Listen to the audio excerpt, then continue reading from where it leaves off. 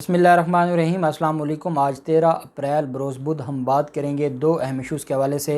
Lahore high court में अहम समाअत हुई थी और ये वज़ीर आला पंजाब के इलेक्शन के हवाले से उसमें आइन के जो दलाइल दिए हैं बैरिस्टर अली ज़फ़र साहब ने आर्टिकल 69 के हवाले से, और जो एक पिछले एक हफ़्ता 10 दिन से बहस मुल्क में जारी है आइनी बहरान की और नज़रिए ज़रूरत की, उसके ऊपर बड़ी डिटेल उन्होंने खूबसूरत आर्गू की हैं। उसकी तफसील मैं आपके साथ शेयर करूँगा और साथ हम बात करेंगे कि पहले दिन में जो हमारे मौजूदा वज़ीर आज़म हैं शहबाज शरीफ, उनका जो पहला कारनामा सामने आया है वो नवाज़ शरीफ को सफारती पासपोर्ट जारी करवाना है और ऑर्डर जारी करने हैं कि इसहाक डार को भी पासपोर्ट जारी किया जाए, और साथ ही जो नवाज़ शरीफ हैं साबिक़ वज़ीर आज़म, उनको भी पासपोर्ट जारी किया जाए। क्या आइन और कानून इस बात की गुंजाइश देता है या आप अपने ज़ातियात को और ज़ाती मामलात को ही चलाते हैं, उसकी तफसील भी मैं आपके साथ शेयर करूंगा। पहले हम बात कर लेते हैं वज़ीर आला पंजाब के वोटिंग के हवाले से। एक बात तो तय है, आज जुमेरात का दिन है और लास्ट फ्राइडे को ये पिटीशन फ़ाइल की गई थी जिस पर पहला नोटिस हुआ था।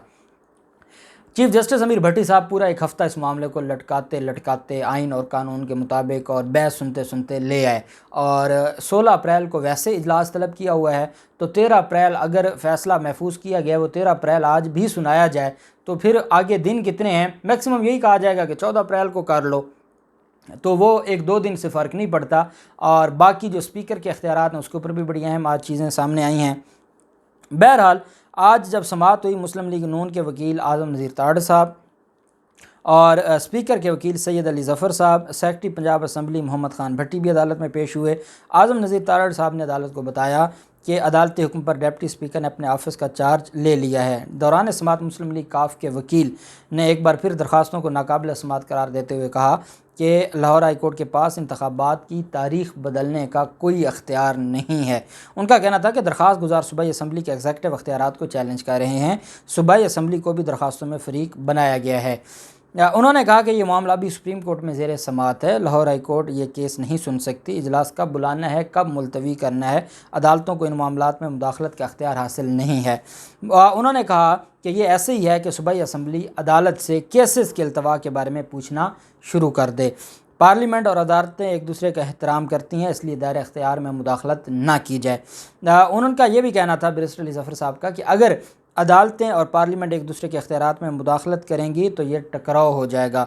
उनका कहना था कि दरख्वास्त गुजारों के मुताबिक असम्बली रूल्स पर अमल दरामद नहीं हो रहा, लेकिन यह असम्बली का जो अंदरूनी मामला है। चीफ जस्टिस साहब ने इस्तफसार किया कि क्या रूल्स में यह है कि वज़ीर आला के इलेक्शन फौरी करवाए जाएंगे, जिस पर बैरिस्टर अली ज़फ़र साहब ने कहा कि रूल्स में वज़ीर आला के इलेक्शन के लिए मखसूस वक्त का नहीं लिखा गया। उनका कहना था कि रूल्स में यह है कि वज़ीर आला के इंतखाब के अलावा असम्बली कोई और काम नहीं करेगी। जब एक दफ़ा इलेक्शन अनाउंस हो जाएगा तो जब तक इलेक्शन का प्रोसेस कंप्लीट नहीं होता कोई और एजेंडा या कोई और काम नहीं किया जाएगा। चीफ जस्टिस साहब ने कहा कि वोटिंग से एक रोज़ कबल कागजात नामजदगी का अमल मुकम्मल करना लाजिम है। इलेक्शन में सिर्फ 4 दिन रह गए हैं, तारीख आगे पीछे करने से कुछ नहीं होगा। चीफ जस्टिस साहब ने इस्तफसार किया कि जब वज़ीर आला के उम्मीदवार स्पीकर सूबाई असम्बली ने डिप्टी स्पीकर को अख्तियारात दिए थे तो वो अख्तियारात वापस क्यों लिए, जिस पर अली ज़फ़र साहब ने कहा कि अख्तियारात इंतखाबी मरहले के लिए नहीं दिए गए थे। उन्होंने कहा कि स्पीकर के असम्बली के क्या अख्तियारात हैं और उन्हें क्या अख्तियारात मिलने चाहिए, फ़ैसला असम्बली रूल्स ही करेंगे। मुस्लिम लीग काफ के वकील ने और स्पीकर के वकील अली ज़फ़र साहब ने बताया कि नून लीग ने असम्बली के बाहर बैठकर इजलास किया। इन्होंने एक हुकूमत की मौजूदगी में दूसरी हुकूमत बनाने की कोशिश की जो आइन से इनहराफ है। उनका कहना था कि नून लीग के तो चीफ सेक्रेटरी और ब्यूरोक्रेसी भी ये चाह रहे थे कि अब इनसे रब्ता किया जाए। चीफ जस्टिस साहब ने ये रिमार्क्स दिए कि हलफ लिए बगैर तो कोई ओहदे पर नहीं आ सकता। मुस्लिम लीग काफ के वकील ने इस्तदा की कि हमज़ा शहबाज और दोस्त मुजारी की दरख्वास्तों को खारिज किया जाए। वज़ीर आला के लिए वोटिंग 16 अप्रैल को ही कराए जाने की हदायत दी जाए। उसके बाद कुछ देर के लिए अदालत ने समाअत मुलतवी की और अदालती कार्रवाई दोबारा शुरू हुई तो बैरिस्टर अली ज़फ़र साहब ने कहा कि अब डिप्टी स्पीकर बतौर प्रिजाइडिंग अफसर वज़ीर आला पंजाब का इंतखाब नहीं करवा सकते। उन्होंने कहा कि डिप्टी स्पीकर पर एतमाद नहीं है, वो साफ इलेक्शन नहीं करवा सकते। डिप्टी स्पीकर ने अभी से सेक्रेटरी पंजाब असम्बली पर पाबंदी आयद करना शुरू कर दी हैं। अली ज़फ़र साहब की गुफ्तगू पर अदालत ने इस्तफसार किया कि ऐसी सूरत हाल में क्या किया जा सकता है, जिस पर अली ज़फ़र साहब का कहना था कि डिप्टी स्पीकर के बाद पैनल ऑफ चेयर इजलास की सदारत करेगा। चीफ जस्टिस ने इस्तफसार किया कि अगर दोनों जमातें अपने अपने उम्मीदवार के इजलास की सदारत के लिए ज़ोर लगाएं तो क्या होगा।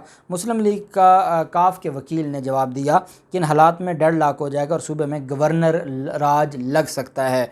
इस मौके पर हमजा शहबाज के वकील ने कहा कि जनाब ये कैसी बातें, अदालत में गवर्नर राज की बातें की जा रही हैं। तो अली ज़फ़र साहब ने कहा कि मैं तो जो एक अगली पॉसिबिलिटी है, जो इम्कान है, मुमकिनात हैं, वो मैं बता रहा हूँ। हमजा शहबाज के वकील ने कहा कि पंजाब असम्बली में 4 अरकान आज़ाद हैसियत से हैं, इनमें से एक को वोटिंग के लिए प्रिजाइडिंग अफसर मुकर्रर कर दिया जाए। चारों अरकान बाइज़्ज़त और अच्छी शोहरत के हामिल अफराद हैं। मुस्लिम लीग के वकील ने चारों अरकान पर अदम एतमाद का इज़हार करते हुए कहा कि जुगनू मोहसिन हमजा शहबाज के साथ हैं, हमें चारों अरकान पर एतमाद नहीं है। जिस पर हमजा शहबाज के वकील ने कहा कि फिर हवाई मखलूक इलेक्शन करवाने आ जाए, अगर आपको किसी पर एतमाद नहीं तो फिर बिला मुकाबला हमजा शहबाज को वज़ीर आला मुंतखब कर दें। इस पर उन्होंने कहा कि नहीं, बैरिस्टर अली ज़फ़र साहब ने कहा कि आप क्यों ऐसी बातों में पढ़ते हैं, रूल की बात करें, कानून की बात करें, आप इधर उधर की बातें ना करें।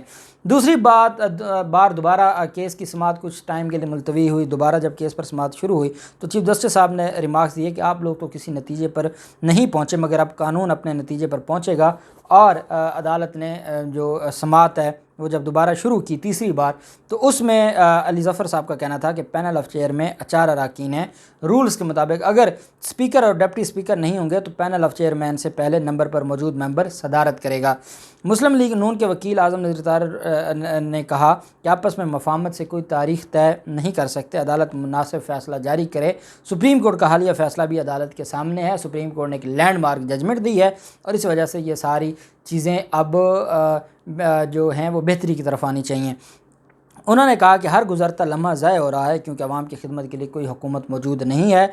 और अदालत में बैरिस्टर अली ज़फ़र साहब ने कहा कि जिस तरीके से ये असम्बली को चलाना चाहते हैं और जिस तरीके से ये असम्बली के मामलात को अदालतों में लेके आ रहे हैं, फिर कोई और ऑप्शन नहीं रहेगा सिवाय इसके कि गवर्नर राज लगाया जाए, क्योंकि ये दोबारा ये चाहते हैं कि इनकी मर्ज़ी का एम्पायर बैठे और इनकी मर्ज़ी का नतीजा है। इस तरह नहीं होता। जो रूल्स है, रूल्स में ये है कि स्पीकर है, स्पीकर नहीं है तो डिप्टी स्पीकर है। डिप्टी स्पीकर के ख़िलाफ़ भी अगर अदम एतमाद आ जाए और किसी एम्पायर पर एक फ़रीक अदम एतमाद कर दे तो उसको तो वैसे भी नहीं बैठना चाहिए। उसके बाद पैनल ऑफ चेयरमैन आ जाता है, उसमें 4 लोग हैं, जो पहले नंबर पे होगा वही कर सकता है। तो फिर इस तरह जो मामलात हैं वो रूल्स के मुताबिक तो चलेंगे, रूल्स से हट के तो नहीं किया जा सकता। अब ये कहें कि जुगनू मोहसिन जो सब जानते हैं कि वो कौन सी आज़ाद है और वो तो हमजा शहबाज के साथ बैठी थी, बाकी भी आज़ाद ऐसे ही हैं जिन्होंने पीटीआई और काफली के लोग तोड़ लिए हैं, तो वो आज़ाद लोगों को नहीं तोड़ चुके होंगे। बाकी आज़ाद होना तो बस एक नाम का ही है, बाकी तो कुछ नहीं है। बहरहाल अदालत ने फ़ैसला महफूज कर लिया और अदालत ये फ़ैसला अब कल सुनाएगी।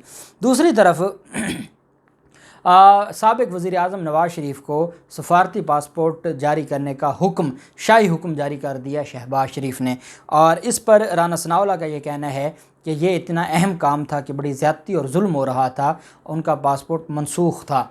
अब आप अंदाज़ा लगाएं कि एक मुल्क का वज़ीर आज़म हो और वो किसी ऐसे शख्स को, चाहे वो उसका भाई क्यों ना हो, वो ऐसे शख्स को असिस्ट कर रहा हो, ऐसे शख्स की मुआवनत कर रहा हो जिसको मुल्क की हाई कोर्ट डिक्लेयर कर चुकी है एब्सकॉन्डर, और जो इश्तिहारी और मफरूर डिक्लेयर कर चुकी है। और अदालत का ये कहना है कि वो अदालतों को चकमा देकर बाहर गया है। वो हाई कोर्ट है मुल्क की, और मुल्क का अगर वज़ीर आज़म ऐसे शख्स को प्रोटोकॉल भी दिलवाए, सफारती पासपोर्ट जारी करवाने का कहे, तो ये एक वाकई एक ऐसी बात है कि जिसके बाद कौम को सब नज़र आ गया है, कौम को सब समझ आ गई है कि डॉक्टर रिजवान को पहले दिन ही अभी अदम एतमाद आई नहीं थी और उस पर वोटिंग हुई नहीं थी और डॉक्टर रिजवान को जबरी रुखसत पर भेज दिया जाता है एफआईए के डीजी सनाउल्लाह अब्बासी के थ्रू।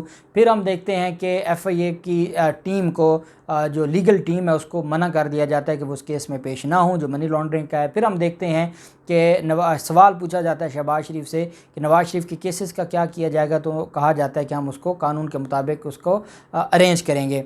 फिर जब पासपोर्ट की बारी आती है तो सफारती पासपोर्ट का हुक्म जारी किया जाता है और ये उनकी तरफ से जो हुक्म दिया गया, ये लंदन में पाकिस्तानी मिशन को दोनों पासपोर्ट जारी करने के अहकाम दिए गए हैं। वज़ीर आज़म ने इसहाक डार को भी सफारती पासपोर्ट जारी करने का हुक्म दिया था, ताहम सफारती अमले ने वाज़े कर दिया कि इसहाक डार को सफारती पासपोर्ट जारी नहीं किया जा सकता। सफारती अमले की ब्रीफिंग के बाद वज़ीर आज़म शहबाज शरीफ ने इसहाक डार को आम पासपोर्ट जारी करने का हुक्म दिया। शहबाज शरीफ के वज़ीर आज़म बनते ही नवाज़ शरीफ ने वापसी की तैयारियां शुरू कर दी, और उनके पास क्योंकि वहाँ तो उनका वीज़ा पहले ही एक्सटेंड नहीं हो रहा था और अपील में भी वो बड़ी मुश्किल से टाइम गेन कर रहे थे, अब इससे बेहतर उनके लिए कोई और रास्ता नहीं है। उनके आने से पहले अदालतों में दरख्वास्त दे दी जाएगी और उनको हिफाजती ज़मानत, वो अभी लंदन बैठे होंगे और उनको हिफाजती ज़मानत मिल जाएगी, वो यहाँ आएंगे, फिर अदालतों में पेश होंगे, मेडिकल दिखाएंगे और वो व्हील चेयर पर अदालतों में जाएंगे, दोबारा उनको ज़मानत मिल जाएगी और फिर उसके बाद नैब को कहा जाएगा कि इनके केसेस को आप जो भी है आप इन केसेस में, पहले तो आप देखें ना इतने बड़े अच्छे पाए के जो प्रोसिक्यूटर्स मुकर्रर थे, उसके बाद वो क्या करेंगे, अगर वो प्रोसिक्यूटर्स उनको हटा दिया जाता है और नए प्रोसिक्यूटर्स तैनात किए जाते हैं जिनको ये कहा जाता है कि आपने केस जैसा तैसा करके उसको ख़राब करना है, तो फिर उसके बाद आप देखते हैं कि अदालतें क्या कह रही हैं। अदालतें तो ख़ुद रिकॉर्ड नहीं पढ़ना, ख़ुद रिकॉर्ड नहीं देखना, ख़ुद एविडेंस नहीं देखनी और 8-10 सवाल पूछने, उसके बाद फ़ैसला जारी कर देना है। तो ये चीज़ें जो है वो अल्टीमेटली मुस्तकबिल में फिर ख़राबी की तरफ जाएंगी। नवाज़ शरीफ की तरफ से जो चीज़ें सामने आ रही हैं कि वो ईद के बाद वापसी का इम्कान है, और ज़राए का ये भी कहना है कि नवाज़ शरीफ ईद के बाद वापस आएंगे और पाकिस्तानी अदालतों के फ़ैसलों का सामना करेंगे, या ऐसे कहा जा सकता है कि पाकिस्तानी अदालतों से वो फ़ैसले करवा लेंगे। अब देखना ये है कि ये जो सारा मामला है ये कहाँ तक जाता है। आज लाहौर हाई कोर्ट क्या फ़ैसला देती है, जो भी तफसीलात होंगी आपके साथ शेयर करते रहेंगे। अल्लाह पाक पाकिस्तान का मुनासिर हो। बहुत शुक्रिया। अल्लाह हाफ़िज़। पाकिस्तान ज़िंदाबाद।